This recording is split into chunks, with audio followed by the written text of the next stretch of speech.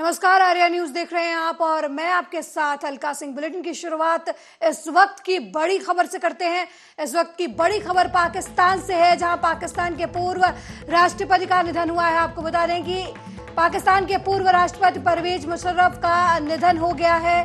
Dubai के अस्पताल में पाकिस्तान के पूर्व राष्ट्रपति परवेज मुशर्रफ ने अंतिम सांस ली है। आपको बता दें कि पाकिस्तान के पूर्व राष्ट्रपति परवेज मुशर्रफ का आज दुबई में एक अस्पताल में इलाज के दौरान निधन हो गया। ये खबर पाकिस्तान मीडिया के हवाले से सामने आई है। आपको बता दें कि परवेज मुशर्रफ बड़ी बीमारी से ग्रस्त थे और ऑर्गन फेल्योर की वजह से उनकी मौत हो गई।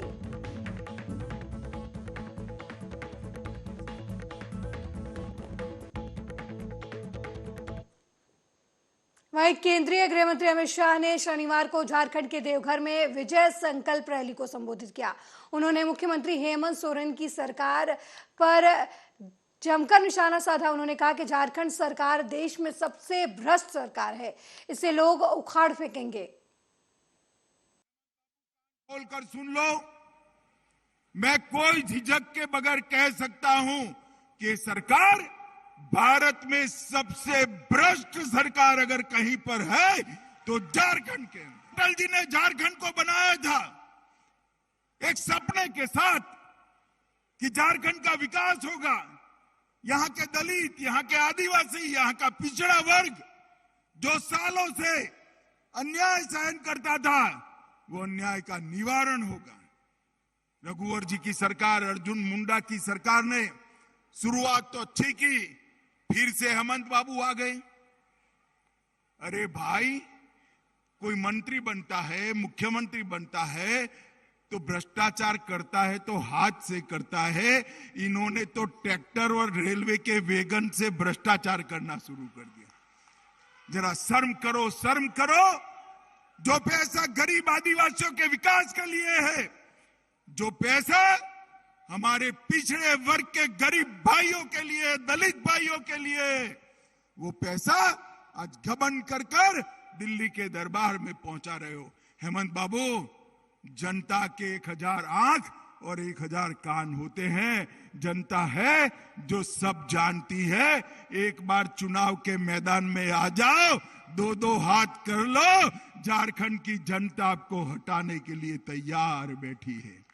हेमंत बाबू सिर्फ भ्रष्टाचार नहीं करते हैं, मत बैंक की लालच में यहां की जनसांख्यिकी भी बदल रहे हैं। डेमोग्राफी चेंज हो रही है। घुसपैठिया घुसाकर आदिवासी और पिछड़े बहुल क्षेत्र में आदिवासियों की और पिछड़ों की संख्या कम हो रही है।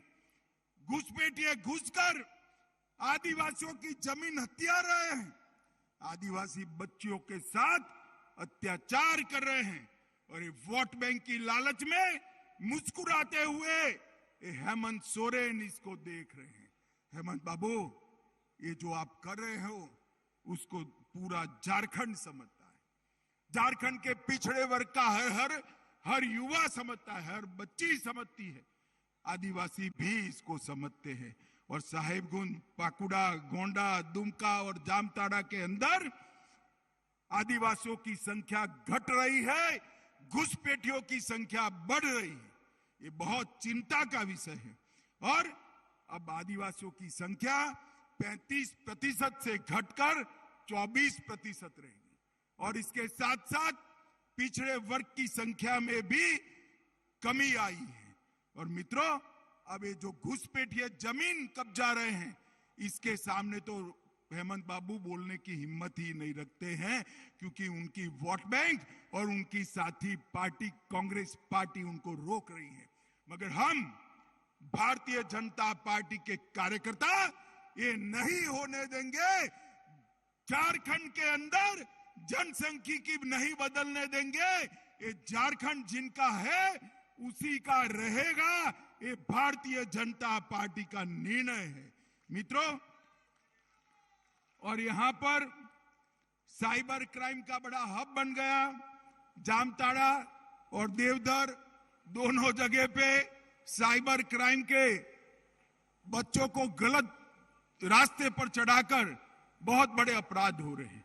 भारत सरकार ने साइबर क्राइम के लिए जितनी भी मदद देनी चाहिए, हेमंत बाबू के कान में ये गुहार पड़ती ही नहीं है, आगे नहीं बढ़ते। ठीक है भाई, मत करिए, चुनाव आने वाला है 2024 में 14 की 14 सीटें और बाद में विधानसभा में पूर्ण बहुमत की भारतीय जनता पार्टी की सरकार बनने वाली। हेमंत बाबू कान खोलकर सुन लो। वहीं नारकोटिक्स कंट्रोल ब्यूरो की बड़ी कार्रवाई सामने आई है, जिसके चलते एनसीबी की टीम ने छापेमारी करते हुए भारी मात्रा में अल्प्राजोलम टैबलेट्स और 2400 सीबीएस टैबलेट्स जब्त किए हैं। नवी मुंबई में यह खेप बरामद हुई है।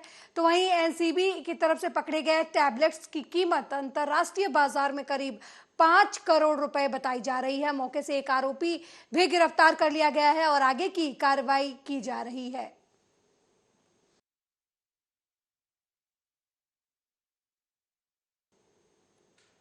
शुभमन गिल, क्रिकेट जगत में अभी यही नाम सबसे ज्यादा चर्चा में है। हो भी क्यों ना, शुभमन के बल्ले से 1.5 महीने में तीनों फॉर्मेट में 5 शतक जो निकले हैं। शुभमन गिल ने शतकों की बारिश कर दी है। वनडे में वो दोहरा शतक बनाने वाले सबसे युवा बल्लेबाज बन गए हैं। शुभमन से पहले शतकों की ऐसी बारिश विराट कोहली ने की थी। तो ऐसे में विराट कोहली को जो प्यार उनके फैंस ने दिया था, अब वैसा ही प्यार शुभमन गिल के फैंस उन्हें देना शुरू कर दिया है। शुभमन गिल को लोग ऐसा प्यार करने लगे हैं कि डेटिंग ऐप से मिलने की अपील की जा रही है। दरअसल इंडिया के मैच के दौरान एक लड़की पोस्टर लेकर खड़ी थी, जिसमें लिखा था कि टिंडर शुभमन से मैच करवा दो। अब लड़की के इस अपील का ऐसा असर हुआ है कि नागपुर में जगह जगह पर पोस्टर लगाए जा रहे हैं और उन पर लिखा जा रहा है, शुभमन इधर तो देख लो।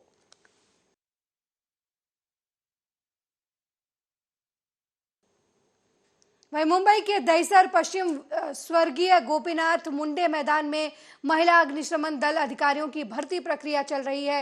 यहां पर रात से इकट्ठा होकर महिलाएं उस जगह भर्ती की तैयारी कर रही थीं, लेकिन सुबह लड़कियों को गेट के अंदर घुसने नहीं दिया गया, जिसके बाद लड़कियां बीएमसी हाय हाय के नारे लगाने लगी। वहीं नारेबाजी के दौरान पुलिस और लड़कियों में धक्का मुक्की भी देखने को मिली।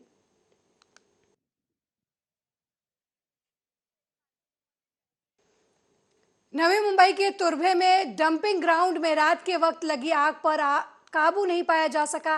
रात करीब 7:30 बजे तुर्भे डंपिंग ग्राउंड में अचानक आग लग गई। फायर ब्रिगेड की करीब 7 से 8 गाड़ियां मौके पर पहुंची और आग पर काबू पाने की कोशिश करने लगी, लेकिन अब तक इस आग को बुझाने का काम जारी है। वहीं दमकल विभाग के अधिकारियों ने कहा कि उम्मीद है कि दोपहर तक फायर ब्रिगेड से आग पर काबू पा लिया जाएगा। आपको बता दें कि पूरे नवी मुंबई का कचरा यहां डंप किया जाता है।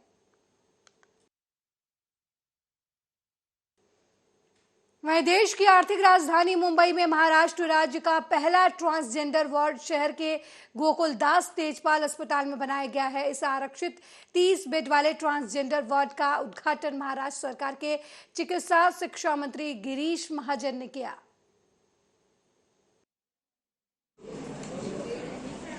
अगर आप सिर्फ एक महाराष्ट्र जैसे एक जगह देखें जो इंडिया का आर्थिक कैपिटल है, वहाँ पे ही अगर हमसे मुंबई की जनगणना देखी जाए तो करीबन 70,000 तृतीयपंथी के व ट्रांसजेंडर हिजड़ा समुदाय के लोग हैं। तो उनके लिए तो फिलहाल ये बहुत ही इम्पोर्टेंट स्टेप है। आई होप भारत सरकार और दूसरे राज्यों की सरकार भी ये प्रकल्प आगे लेके जाए और इसको।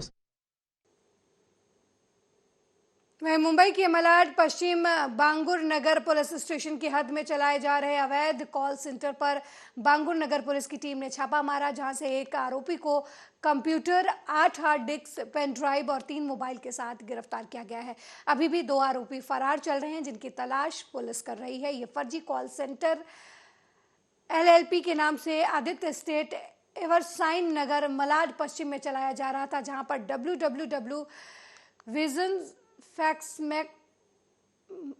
markets.com रजिस्टर किए हुए भारतीय और अन्य देश के लोगों को हिंदी और इंग्लिश भाषा में इंटरनेट वाइप कॉल के जरिए बात खुद को फॉरेन शेयर करेंसी और कमोडिटी ट्रेडिंग का एक्सपर्ट बताते थे। गौरतलब है कि यहाँ निवेशकों के विश्वास में लेकर कम से कम $200 निवेश करने की बात की जाती थी। 24 से 48 घंटे में $200 क्रेडिट करने की भी बात ये ठग करते थे। अच्छा, 1 तारीख को हमको इन्फॉर्मेशन मिली थी कि ओवरशाइन मॉल है, वहाँ पे आदित्य इंडस्ट्रियल एक गाला था, उस पर एक सियोलेक्स सॉल्यूशंस कंपनी के नाम से एक कॉल सेंटर है। वहाँ पे लोगों को कॉल करके फॉरेक्स जो शेयर्स है, फॉरेक्स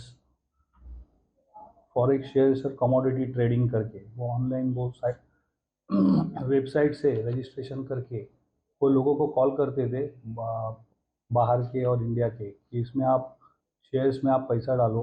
उनके पास से $200 के डॉलर के हिसाब से पैसे लेते थे और उसमें आपको फ़ायदा मिलेगा ऐसा।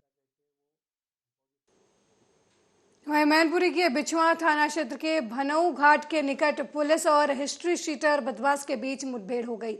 बदमाश के पैर में गोली लगने के बाद पुलिस ने उसे गिरफ्तार कर लिया। आरोपी बदमाश पप्पू पुत्र जाफर अली का बड़ा आपराधिक इतिहास रहा है। देखिए, ये बिछवा थाना के एसआई हैं दिनेश कुमार। ये यहाँ पर चेकिंग कर रहे थे और चेकिंग के दौरान ही एक अपराधी जो जिसको रोकने का प्रयास किया गया तो उसने वहाँ से चेकिंग से बचता हुआ भागा और जैसे ही इसको कवर करने का पुलिस ने प्रयास किया तो ये फायरिंग करने लगा। तो इनके द्वारा तत्काल सूचना दी गई, जिसमें हमारे सर्विलांस प्रभारी भी आए और हमारे जो अमित सिंह हैं जो थाना बिछवा के प्रभारी हैं वो आए और इंस्पेक्टर भोगांव आए और उनकी पूरी टीम को लेकर के इसको घेराबंदी किए, जिसमें ये फायरिंग कर रहा था।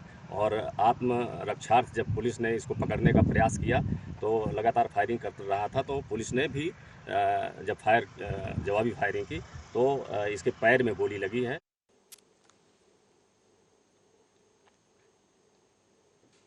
वहीं बागेश्वर धाम के समर्थन में मुस्लिम समाज ने एसडीएम को ज्ञापन सौंपा है। दरअसल बागेश्वर धाम के समर्थन में अब युवा मुस्लिम समाज भी उतर आया। इस दौरान उन्होंने कटनी एसडीएम को बागेश्वर धाम के समर्थन में ज्ञापन सौंपा। बता दें कि ज्ञापन में कहा गया कि विदेशी षड्यंत्र के तहत साधु संतों को बदनाम किया जा रहा है। भारत सरकार एसडीएम महोदय जी को आदरणीय पंडित धीरेन्द्र शास्त्री जी बागेश्वर धाम जी के समर्थन में कटनी मुस्लिम यूथ संघ के द्वारा आज ज्ञापन दिया गया है। इस ज्ञापन के माध्यम से हमने ये बात कही है, ये देश की पावन भूमि साधु संतों की तपस्या की भूमि है और जिस तरह हमारे धामों और साधु संतों के खिलाफ विदेशी ताकतों के द्वारा। खबर बिजनौर जिले से है, जहां बढ़ापुर पुलिस को बड़ी सफलता मिली है। बिजनौर पुलिस लाइन सभागार में एएसपी ग्रामीण राम अर्जुन ने पुलिस के मदद से पशु चोरों को गिरोह का पर्दाफाश करते हुए पुलिस ने 3 पशु चोरों को गिरफ्तार किया है। गिरफ्तार लोगों के पास से पुलिस को अवैध हथियार, नकद रुपए और पशु तस्करी में इस्तेमाल होने वाला वाहन भी बरामद हुआ है। पकड़े गए अभियुक्त आसपास जिले में चोरी की घटना को अंजाम दिया करते थे। थाना बढ़ापुर पुलिस द्वारा एक पशु चोरों का गैंग पकड़ा गया है। ये बहुत ही शातिर गैंग है और विगत में जनपद में कई जगह पशु चोरी की घटनाएं हुई और इनको जो है सर्विलांस को भी और थाना पुलिस को भी सक्रिय किया गया कि आप पशु चोरों पर कार्रवाई करिए। तो इसमें बढ़ापुर पुलिस को 3 अभियुक्त गिरफ्तार किया और इनसे 2 रास भैंस, चाकू, अवैध तमंचा, एक गाड़ी और कुछ जो इन्होंने पूर्व में चोरी किया था उसके बेचे हुए रुपए से बरामद किया है। वहीं छत्तीसगढ़ के गौरेला पेंड्रा जिले में तेज रफ्तार का कहर देखने को मिला है, जहां अलग अलग सड़क हादसों में 4 युवकों की मौत हो गई है, जबकि एक बच्चा गंभीर रूप से घायल हो गया है। घायल बच्चे को इलाज के लिए जिला अस्पताल में भर्ती करवाया गया है।